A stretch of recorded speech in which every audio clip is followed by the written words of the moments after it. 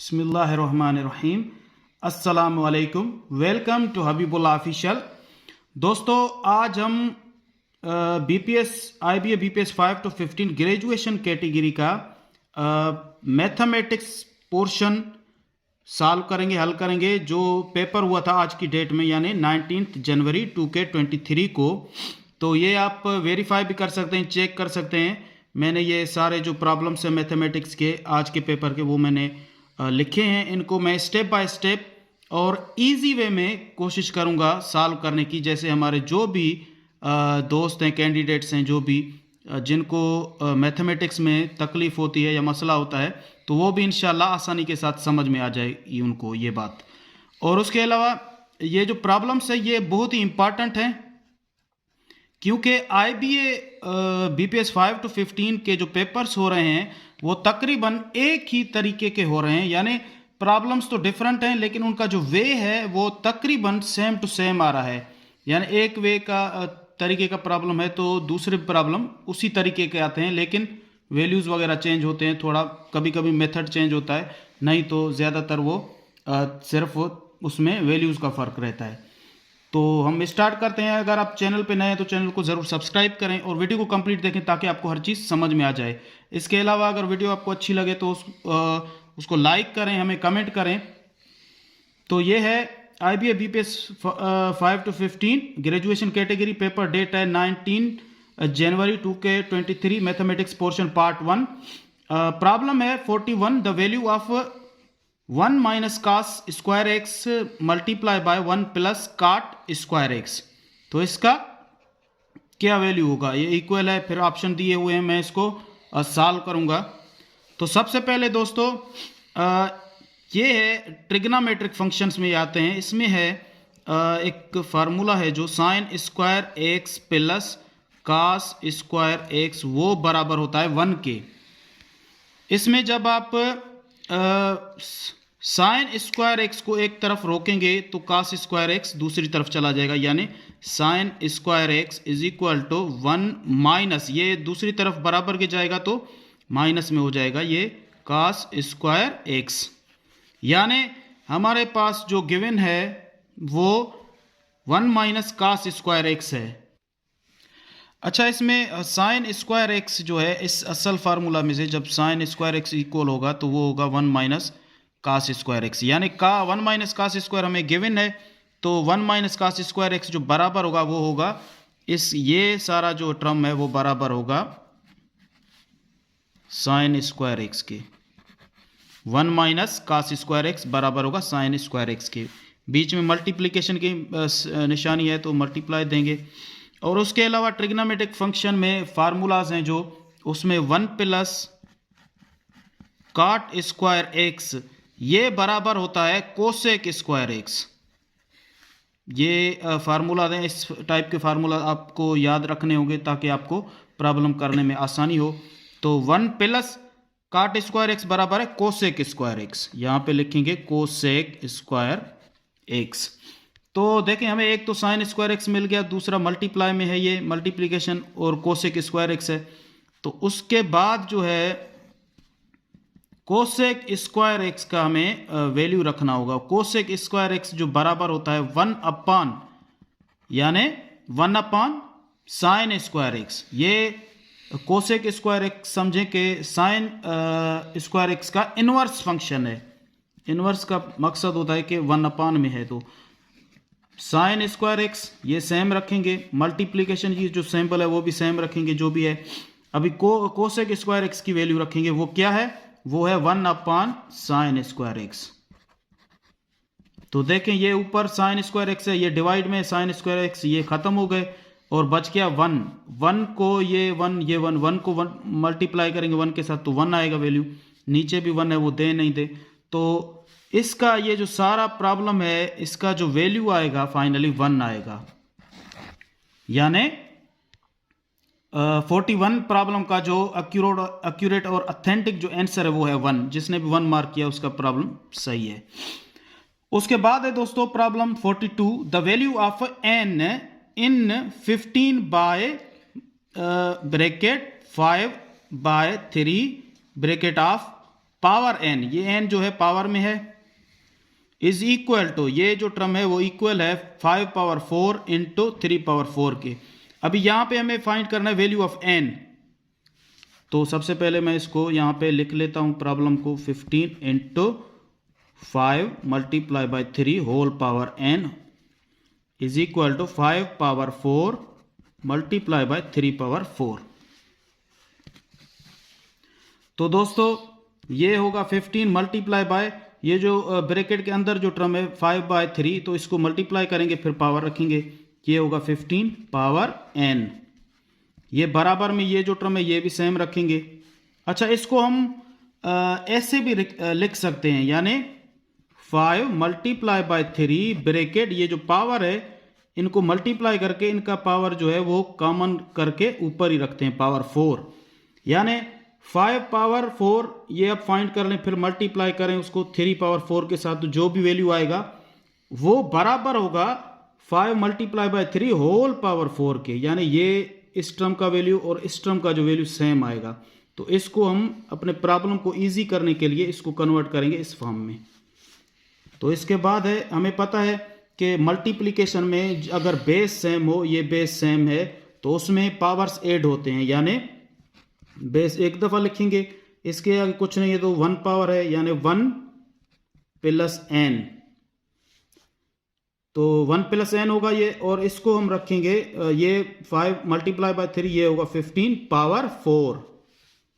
देखिए हमारा प्रॉब्लम काफ़ी हद तक इजी हो चुका है। तो ये एक तरीका है, इजी मेथड है। अभी देखिए हमारे बेस सेम हो गए, तो ये बेस जब हमारे सेम हो तो इसको ख़त्म कर लेते हैं, फिर जो पावर्स हैं उनको ही रख लेते हैं। यहाँ पे 1 plus n is equal to 4। तो दोस्तों यहाँ पे n का हमें वैल्यू चाहिए, तो n को यहाँ पे रखेंगे, और ये जो 1 है ये प्लस में यहाँ पे इधर ले जाएंगे तो माइनस में, यानी 4 माइनस 1। तो n का जो वैल्यू आएगा 4 में से एक माइनस होगा तो आएगा 3, ये n इज इक्वल टू 3। यानी n का वैल्यू हमें चाहिए था प्रॉब्लम में, और n का वैल्यू है 3, यानी इस जो प्रॉब्लम का 42 का जो ऑप्शन एक्यूरेट है वो है 3। जिस भी दोस्त ने 3 को टिक किया, मार्क किया, तो वो उसका सही आंसर है। अच्छा, उसके बाद दोस्तों एक प्रॉब्लम है जो वर्ड प्रॉब्लम जिसे कहते हैं, या सेंटेंस प्रॉब्लम भी कहते हैं, और ये ट्रिकी प्रॉब्लम है, इसको आप अच्छी तरह से देख लें। इस टाइप के प्रॉब्लम काफ़ी आते रहते हैं। अनवर है 6 times as much money as Meera. If Anwar gives rupees 80 to Meera, both of them will have equal amounts of money. At the beginning, Meera has money dash dash. यानी अनवर के पास जो पैसे हैं वो मीरा से 6 गुना ज्यादा हैं। अगर अनवर 80 रुपये मीरा को देता है तो दोनों के जो अमाउंट है वो बराबर हो जाएगा। अब इसमें शुरुआत में जो मीरा के पास जितनी जो अमाउंट थी, जितने पैसे थे, वो हमें फाइंड करने हैं। तो इसका एक प्रॉब्लम का मेथड है, वो मैं यहाँ पे लिखता हूँ। सबसे पहले अनवर है 6 times as much as Meera, यानी वो जो अमाउंट है वो समझे x है, तो 6 टाइम्स है अनवर के पास, वो बराबर है x, यानी x जो वैल्यू है वो मीरा के पास, यानी वो मीरा के पास एक दफ़ा है तो उसके पास 6 टाइम्स है, यानी 6x। उसके बाद if Anwar gives rupees 80 to Meera, यानी अगर अनवर देता है 80 रुपए मीरा को, यानी इसमें 80 ऐड करेंगे, जो अनवर इसको देता है प्लस x, ये मीरा का जो x है इसमें 80 प्लस करेंगे। और उसके बाद कौन देता है? अनवर देता है। तो अनवर के पैसों में से जो टोटल 6 टाइम के उसके पैसे हैं वो उनमें से 80 माइनस करेंगे, यहां पे माइनस करेंगे 80। देखें ये हमारा एक इक्वेशन बन गया है। अब आसानी के साथ हम वैल्यू फाइंड कर सकते हैं। इसको गौर से देखें, x को हम मिलाएंगे और जो डिजिट्स हैं उनको, जो कांस्टेंट्स हैं उनको कांस्टेंट के साथ मिलाएंगे, यानी 6 रखेंगे।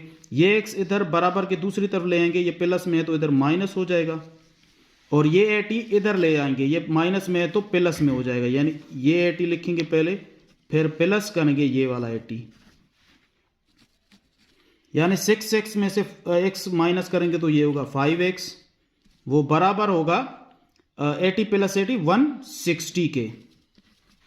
अब इसमें x का जो वैल्यू फाइंड करेंगे, ये मल्टीप्लाई में 5 तो यहाँ पे डिवाइड में हो जाएगा, यानी 160/5। तो इसका जो आंसर आएगा ये होगा 3 टाइम्स 15, फिर एक बचेगा वो यहाँ पे देंगे 10 हो जाएगा, तो 2 टाइम्स, यानी x जो है वो जो क्या वैल्यू था वो किसके लिए था, मीरा के लिए था। तो मीरा के पास जो है शुरुआत में 32 रुपीज़ थे। जिस भी दोस्त ने 32 को मार्क किया है ऑप्शन को, तो उसका ये आंसर एक्यूरेट है। देखें, आप इसको चेक भी कर सकते हैं। ये 32 वैल्यू है, ये यहाँ पे x की जगह पुट करें, यहाँ पे पुट करें, ये दोनों के जो वैल्यूज आएंगे वो सेम ही आएंगे। तो इसका मतलब है ये दोनों वैल्यू सेम हैं, तो ये प्रॉब्लम हमारा एक्यूरेट है। ये चेक में भी आप कर सकते हैं, ये आप कर लीजिएगा तो बेहतर है, आपको पता लग जाएगा। तो इसका आंसर है प्रॉब्लम 43 का 32 एक्यूरेट। दोस्तों 44 प्रॉब्लम है टिक द फॉल्स स्टेटमेंट, यानी टिक करें जो स्टेटमेंट गलत है। ये जो स्टेटमेंट सारे गिवन है, इनमें से जो गलत है उसको हम मार्क करेंगे, टिक करेंगे, और वही हमारा जो सही आंसर होगा। तो ऑप्शन ए है plus is not a binary operation on N. N stands for natural numbers. यहाँ पे एन का मतलब है नेचुरल नंबर्स, यानी जो प्लस है वो ऑपरेशन नहीं होता है, ऑपरेशन मतलब बाइनरी ऑपरेशन नहीं है, किस पे, नेचुरल नंबर्स पे। और ऑप्शन बी है plus is a binary operation on N. C है माइनस या subtraction is a binary operation on N. उसके बाद है डी में मल्टीप्लिकेशन या into is a binary operation on N. देखिए मैं आपको बता दूं, नेचुरल नंबर्स पे जो भी सिंबल हैं सारे बाइनरी ऑपरेशन उस पे होते हैं, यानी प्लस है, माइनस है, उसके अलावा मल्टीप्लिकेशन है या डिवीजन है, ये सारे ऑपरेशन होते हैं नेचुरल नंबर्स पे। तो यहाँ पे जो फॉल्स स्टेटमेंट, हमें गलत स्टेटमेंट ढूंढना है, वो कौन सा है, वो है plus is not a binary operation on N. Plus binary operation है, तो यहाँ पे ये लिखा हुआ है कि प्लस बाइनरी ऑपरेशन नहीं है ए ऑप्शन में, तो ये गलत है, तो हमें टिक भी गलत करना है। तो इसका जो 44 का जो आंसर है वो है ए। उसको मार्क किया होगा हमारे दोस्तों ने जिसने भी, तो उसका ये ऑप्शन सही है, करेक्ट है। अच्छा, उसके अलावा 45 प्रॉब्लम है इफ एफ ऑफ एक्स यानी function of x is equal to 3x minus 3, then f of 1 यानी function of 1 is equal to, या उसमें गिवन है एफ ऑफ एक्स, ये हमें गिवन है सारा टर्म, जो नीचे ऑप्शन में वो एफ ऑफ 1 के तहत सारे गिवन है, फिर यहाँ पे वैल्यूज रखे हुए हैं, कौन सा वैल्यू सही है, एक्यूरेट है, वो यहाँ पे मैं सॉल्व करके आपको बताऊंगा। तो सबसे पहले एफ ऑफ एक्स हमारा है फंक्शन ऑफ एक्स या फंक्शन ऑन एक्स, वो है 3x माइनस 3। दोस्तों यहाँ पे फंक्शन ऑफ 1 यानी फंक्शन ऑफ 1 हो, 2 हो, कोई भी नंबर हो, तो जो भी हम उस नंबर पे नंबर का फंक्शन करेंगे तो x की जगह वो वैल्यू पुट करेंगे। यहाँ पे 3 1 माइनस 3, यानी 3 मल्टीप्लाई बाय 1 है ये 3 और माइनस में 3, तो ये 3 3, ये प्लस का ये माइनस का ये खत्म हो जाएंगे, तो आंसर आएगा 0। यानी फंक्शन ऑफ 1 जो है वो है according to this statement, this problem, f of 1 is equal to 0 है। जिस भी दोस्त ने एफ फंक्शन ऑन 1 या function of 1 is equal to 0 किया है उसका एक्यूरेट और करेक्ट आंसर है। तो यहाँ पे f of 1 is equal to है 0। अच्छा दोस्तों, उसके बाद 46 प्रॉब्लम है the average of 5 numbers is 13, यानी एवरेज है 5 नंबर्स का कितना, 13। If the average of 4 of these numbers is 10, यानी उन 5 नंबर्स में से 4 का जो नंबर का एवरेज है वो है 10। Then the 5th number is, उसके बाद जो 5वां जो नंबर है उसकी क्या वैल्यू होनी चाहिए, क्या वैल्यू आएगा, वो हमें इसमें फाइंड करना है। तो इसका एक स्ट्रक्चरल फॉर्म बनेगा, वो मैं यहाँ पे आपकी अभी बना के आपको इंशाल्लाह बताऊंगा, और आसान तरीके में, जैसे इस टाइप के कोई भी प्रॉब्लम आ जाएंगे आप आसानी के साथ उसको हल करेंगे। तो इसका जो स्ट्रक्चरल फॉर्म है, तो सबसे पहले the average of 5 numbers is 13, यानी 5 नंबर का जो वैल्यू है वो है 13। अच्छा, उन 5 नंबर्स में 4 नंबर्स के जो वैल्यूज हैं एवरेज वो है 10, यानी 4 को मल्टीप्लाई करेंगे 10 के साथ, 4 का रिलेटेड है 10 के साथ। ये देखें 4 of these numbers is 10, then 5th number, उसके बाद इसमें ऐड करेंगे 5th नंबर। अच्छा, 5th नंबर का मतलब है कि 1, यहाँ पे 4 के बाद हम 4 ये है और 1 करेंगे तो 5th हो जाएगा, लेकिन वो हमें वैल्यू फाइंड करना है, तो यहाँ पे 1x करेंगे।